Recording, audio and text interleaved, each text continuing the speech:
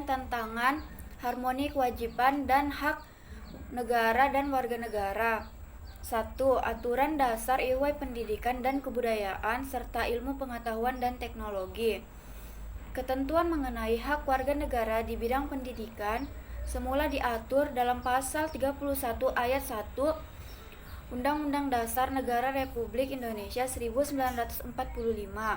Strategi Kebudayaan Nasional Indonesia yang kita pilih adalah sebagai berikut. A. Menerima sepenuhnya unsur-unsur budaya asing yang sesuai dengan kepribadian bangsa. B. Menolak sepenuhnya unsur-unsur budaya asing yang tidak sesuai dengan kepribadian bangsa. C. Menerima secara selektif unsur budaya asing yang belum jelas apakah sesuai atau bertentangan dengan kepribadian bangsa. 2. Aturan Dasar IWI Perekonomian Nasional dan Kesejahteraan Sosial.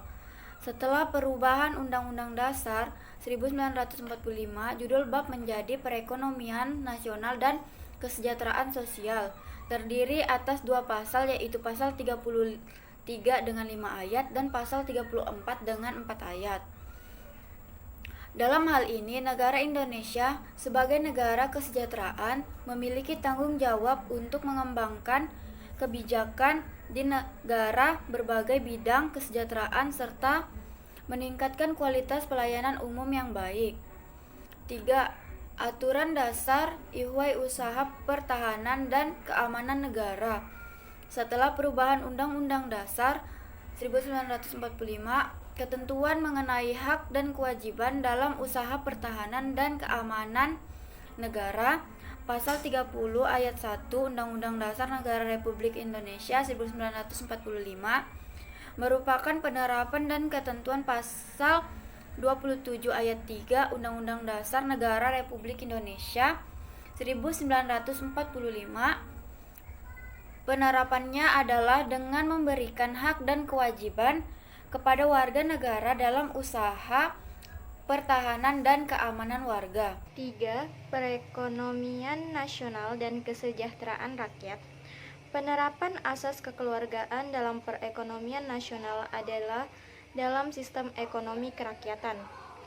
Sistem ekonomi kerakyatan adalah sistem ekonomi nasional yang berasas kekeluargaan, berkedaulatan rakyat, bermoral Pancasila, dan menunjukkan pemihakan sungguh-sungguh pada ekonomi rakyat. Yang keempat, pertahanan dan keamanan. Berdasarkan aturan dasar IWAL, pertahanan dan keamanan negara pasal 30 ayat 2 Undang-Undang Dasar Negara Republik Indonesia tahun 1945 bahwa usaha pertahanan dan keamanan negara dilaksanakan melalui Sistem Pertahanan dan Keamanan Rakyat Semesta (Sishankamrata) oleh Tentara Nasional Indonesia atau TNI dan Kepolisian Negara Republik Indonesia atau Polri sebagai komponen utama dan rakyat sebagai kekuatan pendukung. Dengan demikian, tampak bahwa komponen utama dalam Sishankamrata adalah TNI dan Polri. Saya akan melanjutkan materi 4, yaitu Aturan Dasar IWAL, Hak dan Kewajiban Asasi Manusia.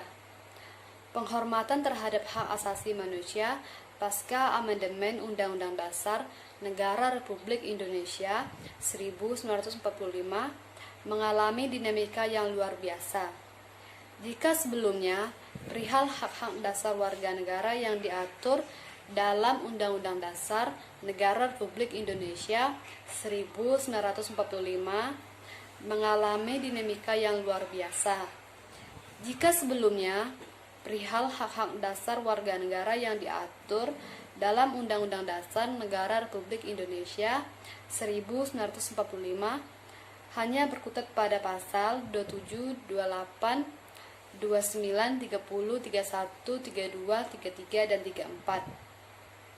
Setelah amandemen keempat, Undang-Undang Dasar Negara Republik Indonesia 1945, aturan dasar mengenai hal tersebut diatur tersendiri di bawah judul Hak Asasi Manusia atau HAM. Di samping mengatur perihal hak asasi manusia, diatur juga ILWAL, kewajiban asasi manusia. Bagian B, esensi dan urgensi, harmoni, kewajiban dan hak negara dan warga negara. Yang pertama, agama. Rakyat bangsa kita menganut berbagai agama berdasarkan kitab suci yang diyakininya. Undang-Undang Dasar merupakan dokumen hukum yang mewujudkan cita-cita bersama setiap rakyat Indonesia. Dalam hal ini, cita-cita bersama untuk mewujudkan kehidupan beragama juga merupakan bagian yang diatur dalam Undang-Undang Dasar. Ketentuan mengenai agama diatur dalam Undang-Undang Dasar Negara Republik Indonesia 1945 pasal 29. Yang kedua, pendidikan dan kebudayaan. Pendidikan dan kebudayaan merupakan dua istilah yang satu sama lain saling berkoleransi sangat erat. Pendidikan adalah salah satu bentuk upaya pembudayaan. Melalui proses pendidikan kebudayaan, bukan saja ditransformasikan dari generasi tua ke generasi muda, melainkan dikembangkan sehingga mencapai derajat tertinggi berupa peradaban.